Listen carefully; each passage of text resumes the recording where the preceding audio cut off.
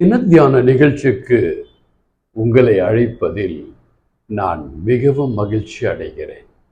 இன்று நாம் பார்க்க போகும் தேவனுடைய வசனம் ஹெல், நரகம், அதிலிருந்து எப்படி தப்பித்துக் கொள்வது என்பதை பற்றி பார்க்க போகிறோம்.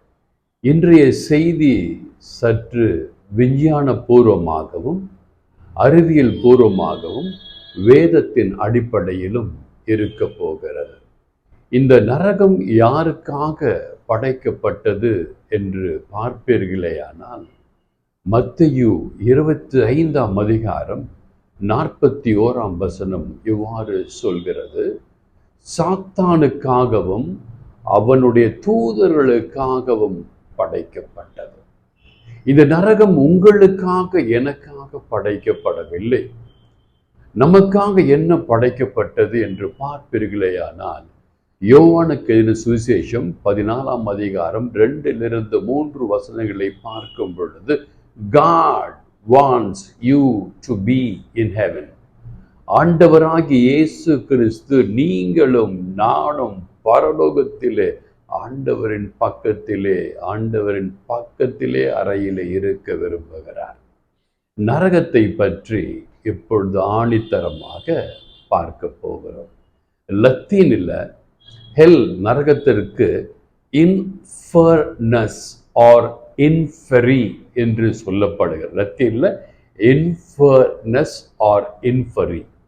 கிரேக்க பாஷையில் ஹெல் என்று சொல்லும் பொழுது கிஹெனா, ஹேஸ், ட்ராட்ராஸ்ன்னு சொல்லப்படுகிறது. எபிரேய மொழியில் ஹெல், நரகத்திற்கு ஷியோல் என்று சொல்லப்படுகிறது. ஸோ ஒவ்வொரு மொழியிலும் நரகம் எவ்வாறு அழைக்கப்படுகிறது என்று பார்த்தோம்.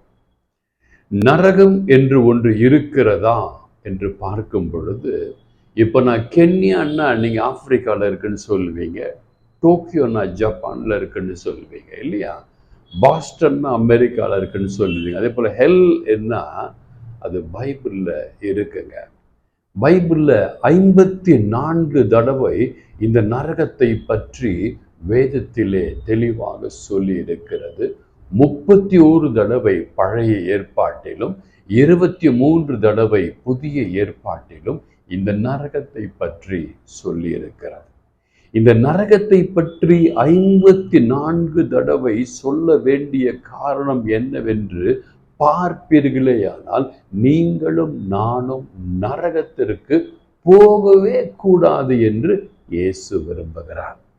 பாருங்க, எதை தூக்கி போட்டாலும் எங்கிருந்து வந்ததோ அங்கே போய் அது விழுந்து விடும். இது ஆங்கிலத்தில் கிராவிடேஷனல் புல் என்று சொல்லுவார்கள். தமிழிலே புவி ஈர்ப்பு சக்தி என்று சொல்லுவார்கள்.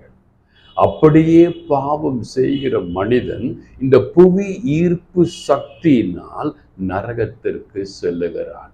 நரகம் அவனை இழுத்து இழுத்து பாதாளத்திற்கு கொண்டு போகிறது.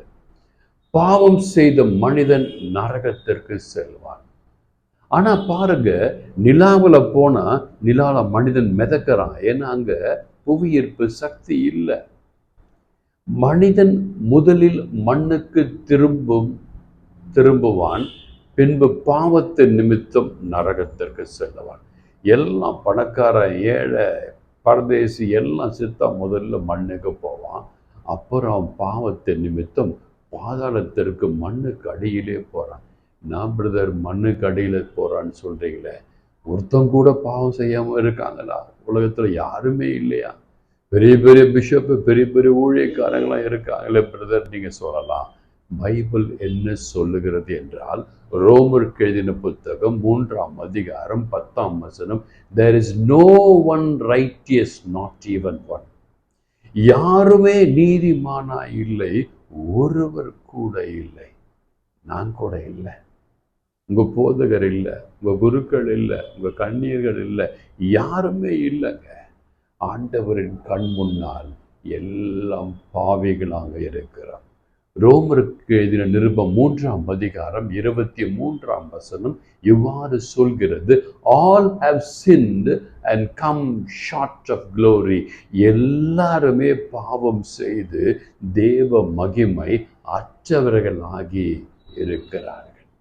ஒரு உண்மை நிகழ்வை, சரித்திர விஞ்ஞான பூர்வ நிகழ்வை சொல்லி நான் வேதத்திற்கு மீண்டும் கடந்து செல்ல விரும்புகிறேன். சைபீரியாவில் டாக்டர் அஜகோவ் என்பவர் ஒரு சயின்டிஸ்ட்.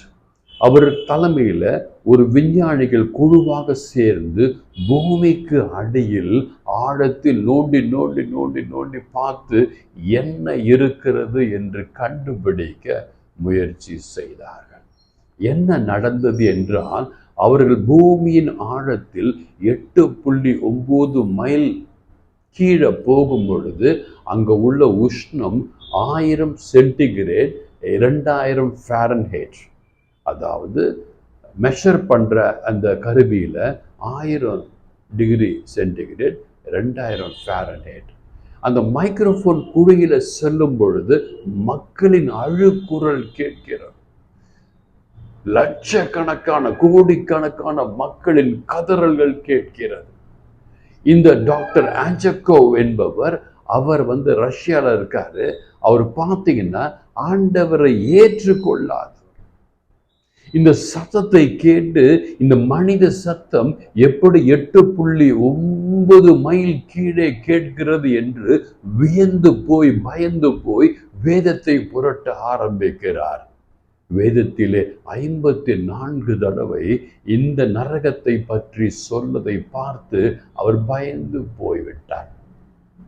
ஆங்கிலத்தில் அமெரிக்காவில் 1989ஆம் ஆண்டு தொலைக்காட்சியில் ட்ரினிட்டி பிராட்காஸ்டிங் நெட்வொர்க்கில் நான் சொல்வது வெளியிடப்பட்டது. இந்த உண்மையை கண்ட அந்த விஞ்ஞானிகள் பதறி போய், ஆண்டவர் இயேசு இல்லை என்று சொன்னவர்கள் பயந்து போய் இயேசுவை ஏற்றுக்கொண்டார்கள். நான் சொன்னதை நீங்க கூகுளில் சர்ச் பண்ணி பாருங்க. இது கூகுளில் பதியப்பட்டிருக்கிறது. நரகத்தை பற்றி வேதத்தில் எங்கெல்லாம் சொல்லப்பட்டிருக்கிறது என்பதை ரத்தன சுருக்கமாக ஒரு சில வசனங்களை சொல்லி கடந்து செல்ல விரும்புகிறேன். திருவெளிப்பாடு புத்தகம் 21:8, திருவெளிப்பாடு 20:15, திருவெளிப்பாடு 20:14, திருவெளிப்பாடு 20:10, திருவெளிப்பாடு 14:11 ரெவல்யூஷன். அடுத்தபடியாக மத்தேயு 25:46, மத்தேயு 13:50, மத்தேயு 5:22 தெளிவாக சொல்லப்பட்டிருக்கிறது. 2 தெசலோனிக்கர் 1:9, எபிரேயர் 10:26-31 வசனங்கள், லூக் 12:5 தெளிவாக சொல்லப்பட்டிருக்கிறது. இந்த சத்தம் கேக்குதுன்னு சொல்றாங்களா, அது உண்மையா? வேதத்திலே பதியப்பட்டிருக்கிறதா? மக்கள் அழுகிறார்களா? பற்கடிப்பு அங்க இருக்கிறதா? இந்த விஞ்ஞானிகள் சொன்னது பைபிள்ல இருக்கான்னு நீங்க கேட்கலாம். பைபிள்ல இருக்கு அண்ணா, அக்கா, தம்பி, தங்கச்சி. தயவு செய்து நீங்க வாசிச்சு பார்க்கணும். மத்தேயு 13:42, மத்தேயு 22:13, மத்தேயு 8:12 weeping and gnash the teeth. அவர்கள் அழுது கொண்டு பற்கடிப்பினால் வேதனையினால் அல்லாடி கொண்டிருக்கிறார்கள் என்று வேதம் சொல்லுகிறது. எனக்கு பிரியமான அன்பு தேவ பிள்ளைகளே, நீங்களும் நானும் இந்த உலகத்துல வாழ போறது கொஞ்சம் வருஷங்க. சத்தியமா சொல்றேங்க, இந்த நரகம் உங்களுக்காக எனக்காக படைக்கப்படவில்லை. மத்தேயு 25:41 தெளிவாக சொல்லுகிறது, இந்த நரகம் எரி நெருப்பு சாத்தானுக்காகவும் அவனுடைய தூதர்களுக்காகவும் தான் படைக்கப்பட்டது. ஆதாம் பாவம் செய்தான் முதலிலே, ஏவாள் பாவம் செய்தான். அவர்களின் வம்சமாய் வருகிற நாம் அனைவரும் பாவத்திலே தான் இருந்து கொண்டிருக்கிறோம். காமம் என்கின்ற பொல்லாத பிசாசு மாயை உங்களையும் என்னையும் அழித்து கொண்டிருக்கிறார். தினம் தினம் பாவத்திலே செத்து கொண்டிருக்கிறோம். இந்த லென்த் காலத்திலே நிறைய தரிசனங்களை ஆண்டவர் கொடுக்கிறார். ஒரு அற்புதம் நேற்று நடந்தது. நேற்று நடந்தது என்றால் எனக்கு சனிக்கிழமை நான் அந்த அற்புதத்தை நான் பார்த்தேன், என் கண்ணால பார்த்தேன். ஒரு இருதயம், பழுதடைந்து போய் உள்ள இருதயம் ஆண்டவரின் கிருபையால் பழுது அப்படியே மாறிடுச்சுங்க. மருத்துவ ரீதியாக என் கண்ணால் நான் கண்டேன். 2 சகோதரிகள் எனக்கு கொடுத்த வாக்கு, பிரதர் நீங்க சனிக்கிழமை கொடுத்த மெசேஜில் எனக்கு சமாதானம் கிடைத்தது. ஒரு சகோதரி என்னை அழைச்சாங்க ஜிகேஎம் காலையில், பிரதர் வந்து ஒரு பேய் ஆடிக்கிட்டு இருக்கு, நீங்க ஓட்டுங்க பிரதர், எங்க தெருவிலே எல்லாம் பார்க்குறாங்க பிரதர். நான் சொன்னேன், பிஜேபி ரொம்ப பவர்ஃபுல்லாக இருக்காங்க, நம்ம போய் பேய் ஓடிட்டு பைபிளை பிரசங்கம் பண்ணி ஜெபிச்சா அந்த வீட்டில் இந்து வீட்டில் எனக்கு பிரச்சனை வந்துடுமா, நான் போகிறதில்லை, அவங்க பேரை மட்டும் எனக்கு அனுப்பி விடுங்க, ராத்திரியில் அவங்களுக்காக தேவனுடைய வார்த்தைகளை கொண்டு கட்டி விடுதலை கொடுக்க வல்லவராக இருக்கிறார் என் தேவன் என்று நிரூபிப்பேன் என்று சொன்னேன். இதை ஏன் உங்களுக்கு சொல்லுகிறேன் என்றால், அதிசயம் நடந்து கொண்டிருக்கிறது. என்னுடைய ப்ரேயர் குரூப்ல இருக்கு, உங்களுக்கு தெரியும், அக்யூலா மார்கரெட் என்கிற சிபிஐ கண்காணிப்பாளர்.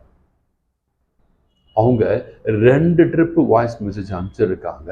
2 அற்புதம் நடந்திருக்கிறது இந்த ஜெபத்தின் மூலமாக. இதில் இருக்கிற ஒரு சில சகோதரிகள் என்னோடு இணைந்து ஜெபிக்கிறார்கள் என்று நான் கேள்விப்படும் பொழுது மிகவும் சந்தோஷமாக இருக்கிறது. ராணி என்கிற ஒரு சகோதரி, அம்லி என்ற ஒரு சகோதரி பாரத்தோடு ஜெபிக்கிறார்கள். மேத்யூ, சிஆர்பிஎஃப்ல மேத்யூ என்கிற ஒரு சகோதரர், ஓய்வு பெற்றவர், பாரத்தோடு ஜெபிக்கிறார். இந்த குழுவிலே ஒரு 3 பேர் எனக்கு கிடைத்திருக்காங்க, என்னோடு சேர்ந்து பாரத்தோடு ஜெபிக்கிறாங்கன்னு நினைக்கும் பொழுது மிகவும் சந்தோஷமாக இருக்கிறது. நான் தோய்ந்து போய் துக்கித்து கவலைப்படும் பொழுது எனக்கு ஒரு மூத்த சகோதரர், 80 வயது இருக்கும் அவருக்கு, திரு ஹென்ரிக் ஜோஸ், அவர் எனக்கு ஆறுதல் கொடுக்கிறார். எனக்கு ஆன்மீகத்தில் யாருமே கிடையாதுங்க, எனக்கு தலைவர் யாருமே இல்லைங்க, ஏன்னா தனியாக விடப்பட்டிருக்கிறேங்க. எனக்கு இயேசுடைய தோட்டத்தில் வேலைக்காரங்க, இந்த வேலைக்காரனுக்கு அவர் வழி நடத்துகிறார். அவருடைய ஒவ்வொரு செய்தியும் தினந்தோறும் எனக்கு கொடுப்பார். இந்த மெசேஜை பார்த்துட்டு உடனே கொடுப்பார், ஒரு காமெண்ட் கொடுப்பார். அது எனக்கு உற்சாகத்தை கொடுக்குதுங்க. அந்த 80 வயது அவருக்கு இவ்வளவு ஆண்டவர் அருள் கொடுத்திருக்கிறார் என்றால், நான் இன்னும் ஓடணும்னு தாங்க இந்த மெசேஜ் உங்களுக்கு நான் கொடுத்திருக்கிறேன். ஆராய்ச்சி பூர்வமாக, விஞ்ஞான பூர்வமாக, வேத வசனத்தின் பூர்வமாக உங்களுக்கு கொடுத்து கொண்டிருக்கிறேன். எந்த மனிதன் ஆதாம் பாவம் செய்தானோ, பாவம் செய்த பின்பு அவன் ஒளிந்து கொள்ளுகிறான்.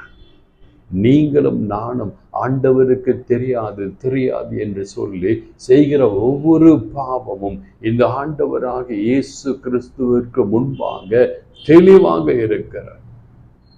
இந்த காலத்தில் தயவு செய்து மனம் வருந்துங்க, மன்னிப்பு கேளுங்க, ஆண்டவரை பார்த்து அழுங்க. ஆண்டவரே, நான் பாவி ஆண்டவரே, என் பாவத்தை மன்னியும் ஆண்டவரே, இனி நான் பாவம் செய்வதில்லை ஆண்டவரே, பவித்திரமாய் வாழ விரும்புகிறேன்.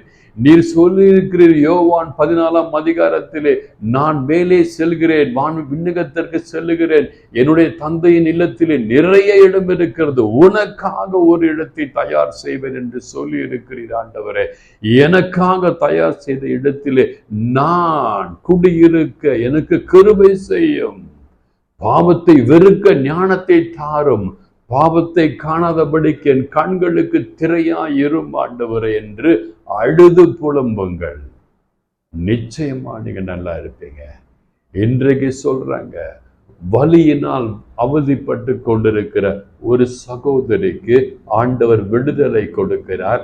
அவங்க எனக்கு சாட்சி சொல்ல போறாங்க. வலி, நிறைய வலி, கஷ்டமா இருக்கு, எனக்கு விடுதலை வேணும். சுக பிரசவத்திற்காக மாதவரத்தில் இருக்கிற ஒரு மருத்துவர் சுகப்பிரசவம் வேணும்னு சொல்லிட்டு அவங்க ஜெபித்து கொண்டிருக்கிறாங்க.